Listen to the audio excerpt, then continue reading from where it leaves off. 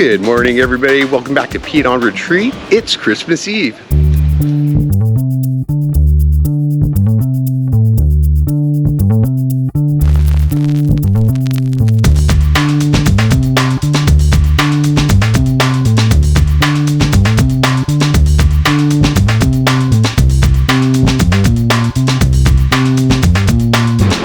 Good morning, everybody.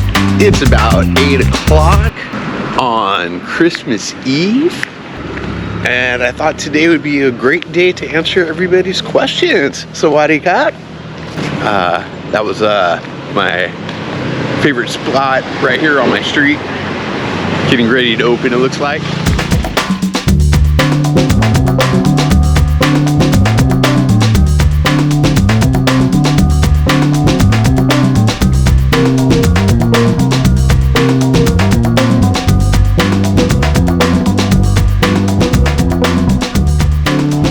Question number 1, how many times did you go to Thailand before deciding to move there?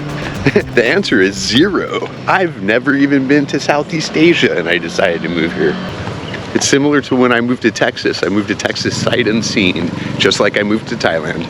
Question number 2, how often will you put out videos? That's a really good question, and the answer is I have no idea. I've already put out way more videos than I thought I would at this point. I have no intention of trying to put out a video every single day because that's just too much for me, especially at this point. But I will say, currently, I plan on putting out at least 3 videos every week. Question number 3, how challenging is the language barrier? It really isn't.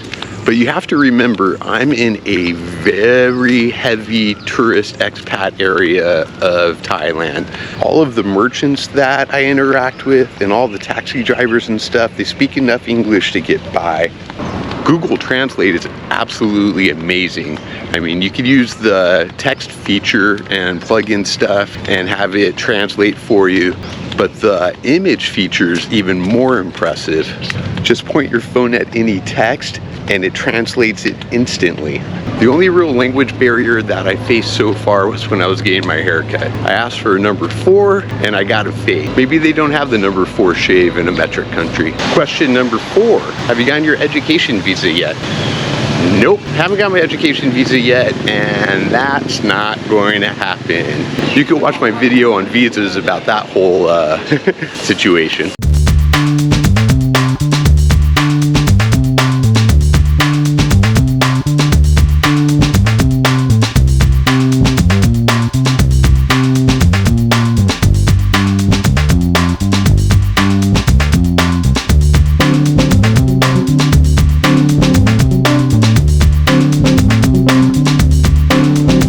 Number 5, what's the etiquette on a pig party? For those that might have missed it or don't know, the bars here in town will often have pig parties for one of their employees' birthdays. They roast a whole pig and we'll have a whole spread of food that's free for everybody that comes in. It's a great way to celebrate and a great way to get extra customers in. The etiquette, from what I could tell, is pretty simple. They expect you to at least buy a drink and only get 1 plate of food. The birthday girl also tend to wear a shirt made of money or like a lei around their neck where you could clip baht onto it. You could often find these pig parties around town because the bars will have really ornate balloons put out front. Question number 6, can you tell us about the soy dogs? Well, the soy dogs are street dogs. Technically alley dog, because soy translates more to alley than it does to street. They are everywhere all over town. When I was first asked this question, I ended up doing a bit of research and I've decided I'm going to do a whole video on the topic. There's some great organizations out there doing fantastic work helping soy dogs, and I want to be able to bring attention to them. Question number 7, why didn't you get a visa before going to Thailand? In hindsight, I probably should have got a tourist visa. I honestly thought getting the education visa was going to be pretty easy, and it was until a few weeks ago. So now I'm left with the choice of either getting a not so legit visa, like maybe a volunteer visa, or spending a couple months in some other countries before I apply for my retirement visa.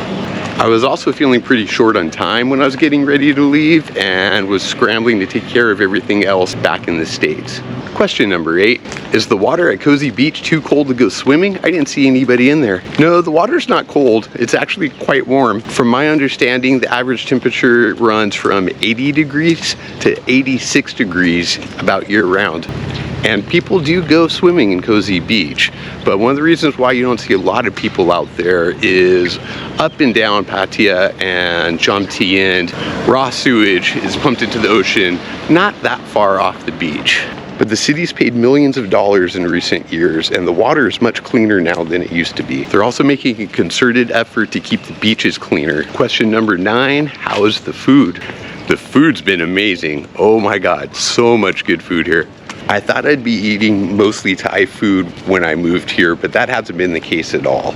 I would say about 50% of what I'm eating has been Western dishes since I've arrived here.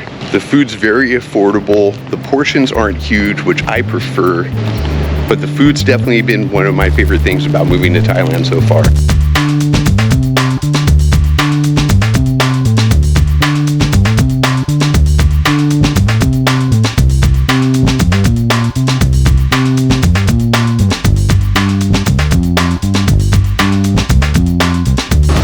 Question 10, what's the culture on tipping? Tipping is definitely not the norm here. I assume it's more prevalent now than it was a few decades ago because of the impact on Western culture and standards, but tipping is not part of Thai culture. There are currently a few small exceptions. Because of their very low pay of rate, it's typical to tip a masseuse about 100 baht. Maybe even more if the service is exceptional. In cafes and restaurants, it's become common to leave any coin change that you receive back with your server for a tip. And the only other situation that I'm familiar with where it's become somewhat normal is when it comes to the ride shares. Bolt is the most popular ride share service here, but there's also Grab. And from what I could tell, the common etiquette is to leave anything under 10 baht coin with them as a tip. If it's less than 5 baht, I think they just assume it's a tip and they won't even try to give you a few coins change. And 5 baht's only about 15 cents. Travel websites like TripAdvisor will also advise the tip whenever service is exceptional.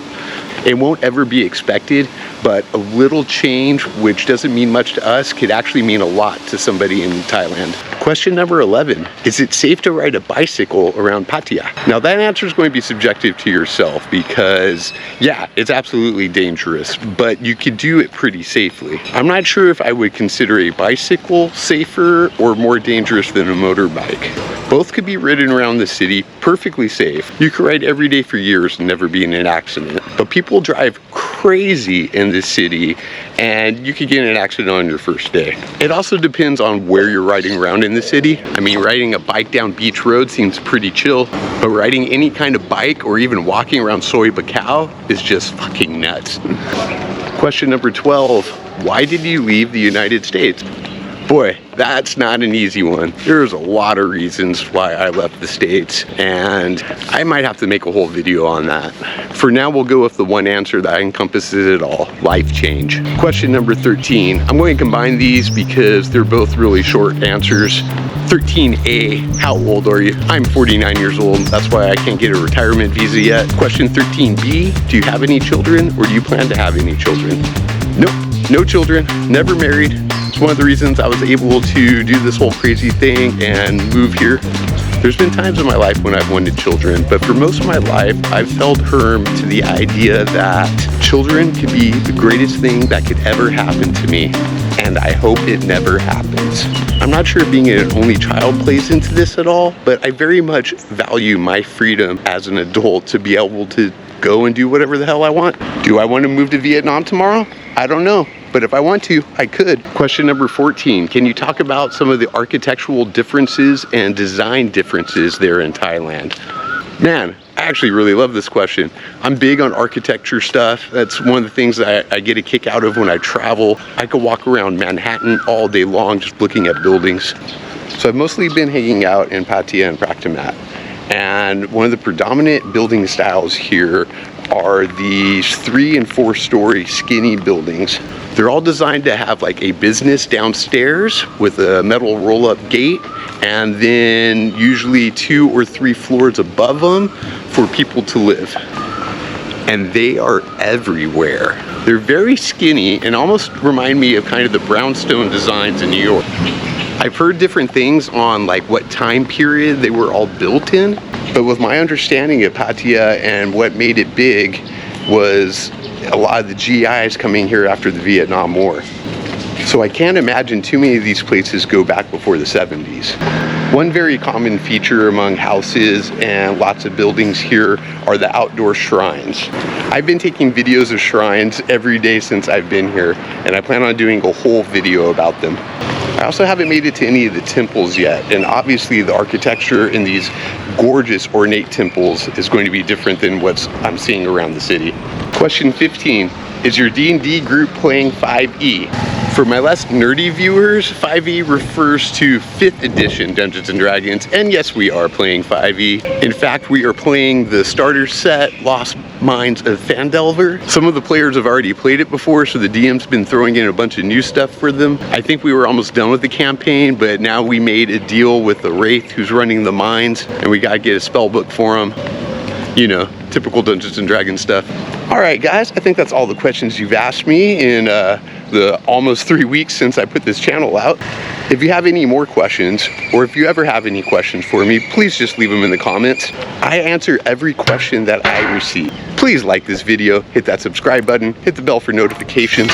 Whatever holiday or holidays that you celebrate, I hope they are fantastic this season.